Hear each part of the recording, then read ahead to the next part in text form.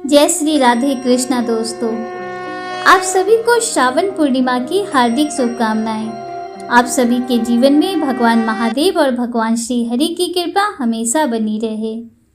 इस वीडियो में आज मैं आपको श्रावण पूर्णिमा के दिन सुनी जाने वाली श्री सत्यनारायण भगवान की व्रत कथा का श्रवण कराने जा रही हूँ। दोस्तों, शास्त्रों में बताया गया है कि सत्यनारायण व्रत कथा का पाठ करने से या फिर श्रवण करने से व्यक्ति को 1000 यज्ञ करने के बराबर पुण्य फल की प्राप्ति होती है। श्री सत्यनारायण भगवान व्रत कथा में भगवान विष्णु के सत्य स्वरूप के बारे में बताया गया है।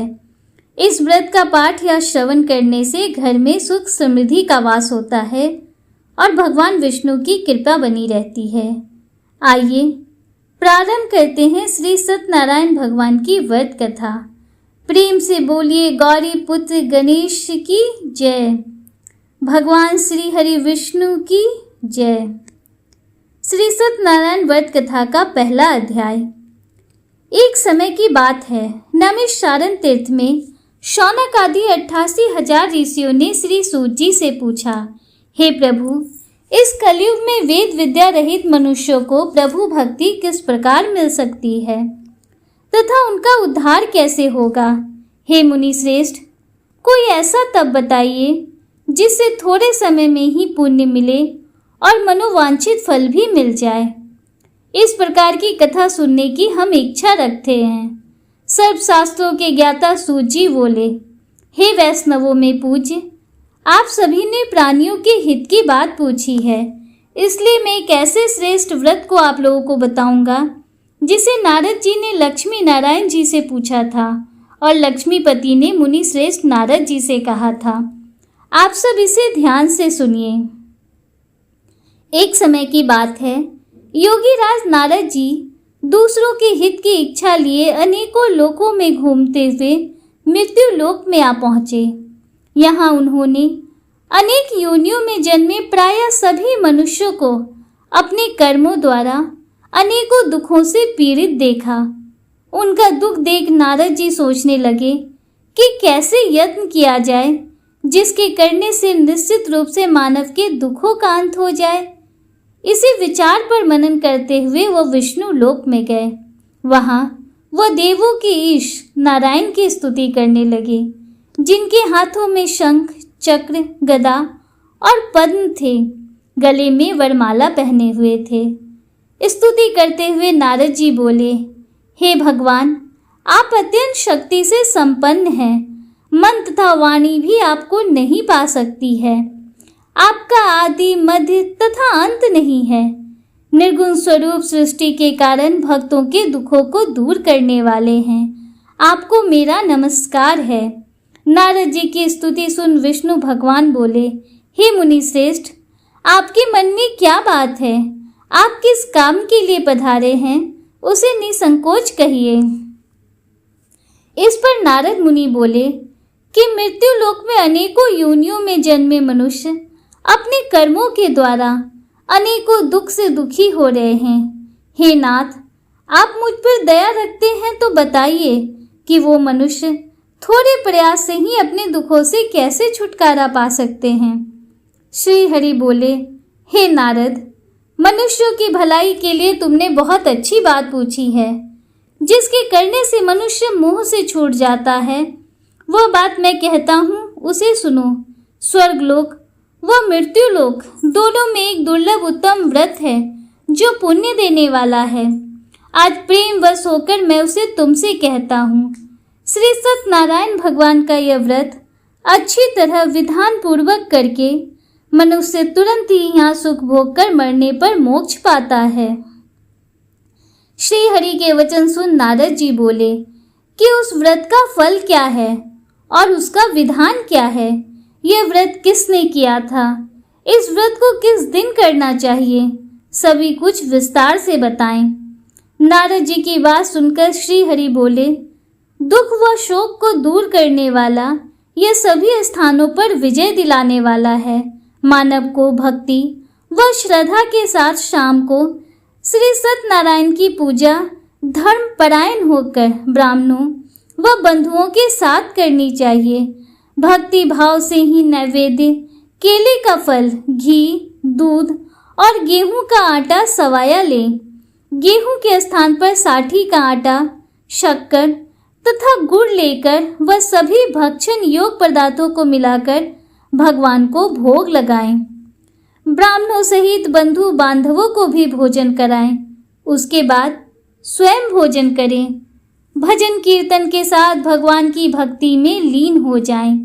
इस तरह से सत्यनारायण भगवान का यह व्रत करने पर मनुष्य की सारी इच्छाएं निश्चित रूप से पूरी होती हैं। इस कलिकाल अर्थात कलयुग में मृत्यु लोक में मोक्ष का यही एक सरल उपाय बताया गया है। श्री सत्यनारायण व्रत कथा का पहला अध्याय संपूर्ण। बोलिए श्री सत्यनारायण भगवान की जय। श्री सत्यनारायण भगवान की व्रत कथा का दूसरा अध्याय। सूत जी बोले, हे ऋषियों, जिसने पहले समय में इस व्रत को किया था उसका इतिहास कहता हूँ, ध्यान से सुनो। सुंदर काशीपुरी नगरी में एक अत्यंत निर्धन ब्राह्मण रहता था। भूख प्यास से परेशान वह धरती पर घूमता रहता था। ब्राह्मणों से प्रेम करने वाले भगवान ने एक दिन ब्राह्मण का वेश धारण कर उसके पास जाकर पूछा, हे विप्र, नित्य दुखी होकर तुम पृथ्वी पर क्यों घूमते हो? दीन ब्राह्मण बोला, मैं निर्धन ब्राह्मण हूँ, भिक्षा के लिए धरती पर घूमता हूँ। हे भगवान, यदि आप इसका कोई उपाय जानते हो तो बताइए। वृद्ध ब्राह्मण कहता है कि सत्यनारायण भगवान मनोवांछित फल देने वाले हैं, इसलिए तुम उनका पूजन करो। इसे करने से मनुष्य सभी दुखों से मुक्त हो जाता है। वृद्ध ब्राह्मण बनकर आए सत्यनारायण भगवान उस निर्धन ब्राह्मण को व्रत का सारा विधान बताकर अंतर ध्यान हो गए। ब्राह्मण मन ही मन सोचने लगा कि जिस व्रत को वृद्ध ब्राह्मण करने को कह गया है, मैं उसे जरूर करूँगा। यह निश्चय करने के बाद उसे रात में नींद नहीं आई। वह सवेरे उठकर सत्यनारायण भगवान के व्रत का निश्चय कर भिक्षा के लिए चला गया। उस दिन निर्धन ब्राह्मण को भिक्षा में बहुत धन मिला, जिससे उसने बंधु बांधवों के साथ मिलकर श्री सत्यनारायण भगवान का व्रत संपन्न किया। भगवान सत्यनारायण का व्रत संपन्न करने के बाद वह निर्धन ब्राह्मण सभी दुखों से छूट गया और अनेक प्रकार की संपत्तियों से युक्त हो गया। उसी समय से यह ब्राह्मण हर माह इस व्रत को करने लगा। इस तरह से सत्यनारायण भगवान के व्रत को जो मनुष्य करेगा वह सभी प्रकार के पापों से छूटकर मोक्ष को प्राप्त होगा। जो मनुष्य इस व्रत को करेगा वह भी सभी दुखों से मुक्त हो जाएगा। सूत जी बोले कि इस तरह से नारद जी से नारायण जी का कहा हुआ श्री सत्यनारायण व्रत को मैंने तुमसे कहा। हे विप्रो, मैं अब और क्या कहूँ? ऋषि बोले, हे मुनिवर, संसार में उस विप्र से सुनकर और किस किस ने इस व्रत को किया, हम सब इस बात को सुनना चाहते हैं। इसके लिए हमारे मन में श्रद्धा का भाव है। सूत जी बोले, हे मुनियों, जिस जिसने इस व्रत को किया है वे सब सुनो। एक समय वही विप्र धन व ऐश्वर्य के अनुसार अपने बंधु बांधवों के साथ इस व्रत को करने को तैयार हुआ। उसी समय एक लकड़ी बेचने वाला बूढ़ा आदमी आया और लकड़ियां बाहर रखकर अंदर ब्राह्मण के घर में गया। प्यास से दुखी वो लकड़हारा उनको व्रत करते देख विप्र को नमस्कार कर पूछने लगा कि आप यह क्या कर रहे हैं? तो उन्होंने बताया कि व्रत कर रहा हूँ। इसे करने से क्या फल मिलेगा, कृपया मुझे भी बताएं। ब्राह्मण ने कहा कि सभी मनोकामनाओं को पूरा करने वाला यह सत्यनारायण भगवान का व्रत है। इनकी कृपा से ही मेरे घर में धन्य धान्य आदि की वृद्धि हुई है।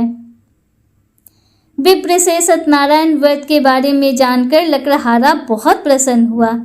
चरणामृत लेकर और प्रसाद खाने के बाद वह अपने घर गया। लकड़हारे ने अपने मन में संकल्प किया कि आज लकड़ी बेचने से जो धन मिलेगा उसी से श्री सत्यनारायण भगवान का उत्तम व्रत करूंगा। मन में इस विचार को ले बूढ़ा आदमी सिर पर लकड़ियां रखकर उसे नगर में बेचने गया। जहाँ धनी लोग ज्यादा रहते थे। उस नगर में उसे अपनी लकड़ियों का दाम पहले से 4 गुना अधिक मिला। बूढ़ा प्रसन्नता के साथ दाम लेकर केले, शक्कर, घी, दूध, दही और गेहूं का आटा ले और सत्यनारायण भगवान के व्रत की अन्य सामग्रियों को लेकर अपने घर गया। वहां उसने अपने बंधु बांधवों को बुलाकर विधि विधान से सत्यनारायण भगवान का पूजन और व्रत किया।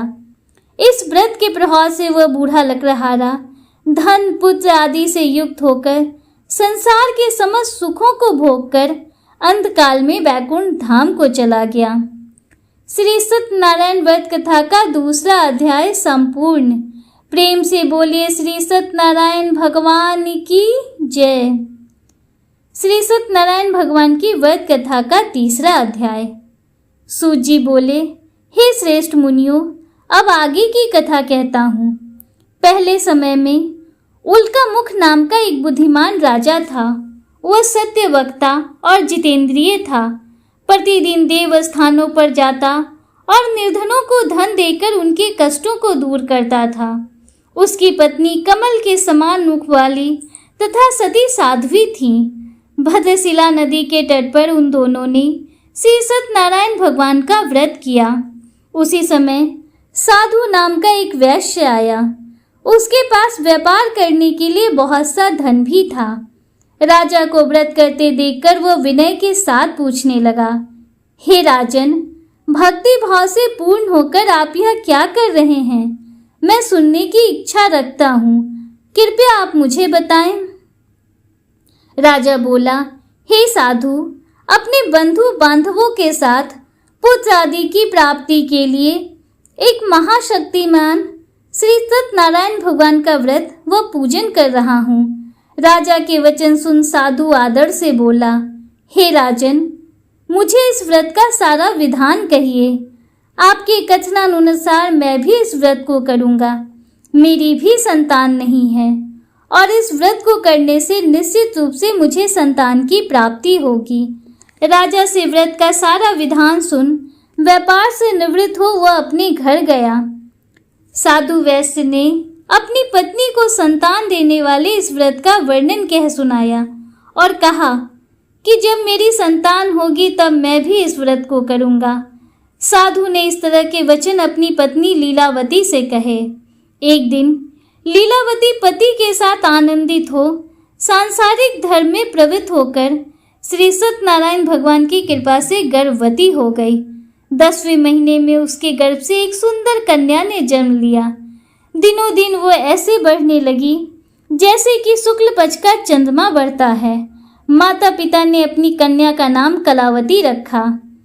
एक दिन लीलावती ने मीठे शब्दों में अपने पति को याद दिलाया कि आपने सत्यनारायण भगवान के जिस व्रत को करने का संकल्प लिया था उसे करने का समय आ गया है। आप इस व्रत को करिए। साधु बोला, हे प्रिय, इस व्रत को मैं अपनी पुत्री के विवाह पर करूँगा। इस प्रकार अपनी पत्नी को आश्वासन देकर वह नगर को चला गया। कलावती पिता के घर में रहकर वृद्धि को प्राप्त हो गई। साधु ने एक बार नगर में अपनी कन्या को सखियों के साथ देखा तो तुरंत ही दूत को बुलाया और कहा कि मेरी कन्या के योग्य वर देख कर आओ। साधु की बात सुनकर दूत कंचन नगर में पहुंचा और वहां देखभाल कर लकड़ी के सुयोग वनिक पुत्र ले आया। सुयोग लड़की को देखकर साधु ने बंधु बांधवों को बुलाकर अपनी पुत्री का विवाह कर दिया। लेकिन दुर्भाग्य की बात कि साधु ने अभी भी श्री सत्यनारायण भगवान का व्रत नहीं किया। इस पर श्री भगवान क्रोधित हो गए और श्राप दिया कि साधु को अत्यधिक दुख मिले। अपने कार्य में कुशल साधु बनिया जमाई को लेकर समुद्र के पास स्थित होकर रत्नासारपुर नगर में गया। वहां जाकर दामाद ससुर दोनों मिलकर चंद्रकेतु राजा के नगर में व्यापार करने लगे। एक दिन भगवान सत्यनारायण की माया से एक चोर राजा का धन चुराकर भाग रहा था। उसने राजा के सिपाहियों को अपना पीछा करते देखकर चुराया हुआ धन वहां रख दिया जहां साधु अपने जमाई के साथ ठहरा हुआ था। राजा के सिपाहियों ने साधु वैश्य के पास राजा का धन पड़ा देखा तो वह ससुर जमाई दोनों को बांधकर प्रसन्नता से राजा के पास ले गए और कहा कि उन दोनों चोरों को हम पकड़ लाए हैं, आप आगे की कार्रवाई की आज्ञा दें। राजा की आज्ञा से उन दोनों को कठिन कारावास में डाल दिया गया और उनका सारा धन भी उनसे छीन लिया गया। श्री सत्यनारायण भगवान से साधु की पत्नी भी बहुत दुखी हुई। घर में जो धन रखा था उसे भी चोर चुरा ले गए। शारीरिक तथा मानसिक पीड़ा व भूख प्यास से अति दुखी हो अन्न की चिंता में कलावती एक ब्राह्मण के घर गई। वहां उसने श्री सत्यनारायण भगवान का व्रत होते देखा, फिर कथा भी सुनी और प्रसाद ग्रहण कर वह रात को घर वापस आई। माता ने कलावती से पूछा, हे पुत्री, अब तक तुम कहाँ थी? तेरे मन में क्या है? कलावती ने अपनी माता से कहा, हे माता, मैंने एक ब्राह्मण के घर में श्री सत्यनारायण भगवान का व्रत देखा है। कन्या के वचन सुन लीलावती भगवान के पूजन की तैयारी करने लगी। लीलावती ने परिवार व बंधुओं सहित श्री सत्यनारायण भगवान का पूजन किया और उनसे वर मांगा कि मेरे पति तथा जमाई शीघ्र घर आ जाएं। साथ ही यह भी प्रार्थना की कि हम सब का अपराध क्षमा करें। श्री सत्यनारायण भगवान इस व्रत से संतुष्ट हो गए और राजा चंद्रकेतु को सपने में दर्शन देकर कहा, हे राजन, तुम उन दोनों वैश्यों को छोड़ दो और तुमने उनका जो धन लिया है उसे वापस कर दो। अगर ऐसा नहीं किया तो मैं तुम्हारा धन, राज्य व संतान सभी को नष्ट कर दूंगा। राजा को यह सब कहकर वह अंतर ध्यान हो गए। प्रातःकाल सभा में राजा ने अपना सपना सुनाया। फिर बोले, वणिक पुत्रों को कैद से मुक्त कर सभा में लाओ। दोनों ने आते ही राजा को प्रणाम किया। राजा मीठी वाणी में बोला, हे महानुभावों, भाग्यवश ऐसा कठिन दुख तुम्हें प्राप्त हुआ है, लेकिन अब तुम्हें कोई भय नहीं है। ऐसा कह राजा ने उन दोनों को नए वस्त्र आभूषण भी पहनाए और जितना धन उनका लिया था उससे दुगना धन वापस कर दिया। दोनों वैश्य अपने घर को चल दिए। श्री सत्यनारायण व्रत कथा का 3रा अध्याय संपूर्ण। प्रेम से बोलिए श्री सत्यनारायण भगवान की जय। श्री सत्यनारायण भगवान की व्रत कथा का 4था अध्याय। सूजी बोले, वैश्य ने मंगलाचार कर अपनी यात्रा आरंभ की और अपने नगर की ओर चल दिए। उनके थोड़ी दूर जाने पर एक दंडी वेशधारी श्री सत्यनारायण ने उनसे पूछा, हे साधु, तेरी नाव में क्या है? अभिमानी वणिक हंसता हुआ बोला, हे दंडी, आप क्यों पूछते हो? क्या धन लेने की इच्छा है? मेरी नाव में तो बेल और पत्ते भरे हुए हैं। वैश्य के कठोर वचन सुन भगवान बोले, तुम्हारा वचन सत्य हो। दंडी ऐसे वचन कह वहां से दूर चले गए। कुछ दूर जाकर समुद्र के किनारे बैठ गए। दंडी के जाने के बाद साधु वैश्य ने नित्य क्रिया के पश्चात नाव को ऊंची उठते देखकर अचंभा माना और नाव में बेल पत्ते आदि देख वही मूर्छित हो जमीन पर गिर पड़ा। मूर्छा खुलने पर वह अत्यंत शोक में डूब गया। तब उसका दामाद बोला, आप शोक न मनाएं, यह दंडी का श्राप है, इसलिए हमें उनकी शरण में जाना चाहिए, तभी हमारी मनोकामना पूर्ण होगी। दामाद की बात सुनकर वह दंडी के पास पहुंचा और अत्यंत भक्ति भाव से नमस्कार करके बोला, मैंने आपसे जो जो असत्य वचन कहे थे उसके लिए मुझे क्षमा कर दें। ऐसा कहकर महान शोकातुर होकर रोने लगा।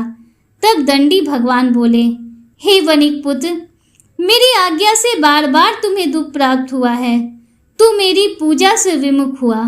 साधु बोला, हे भगवान, आपकी माया से ब्रह्मा आदि देवता भी आपके रूप को नहीं जानते, तब मैं अज्ञानी कैसे जान सकता हूँ? आप प्रसन्न होइए, अब मैं सामर्थ्य के अनुसार आपकी पूजा करूँगा।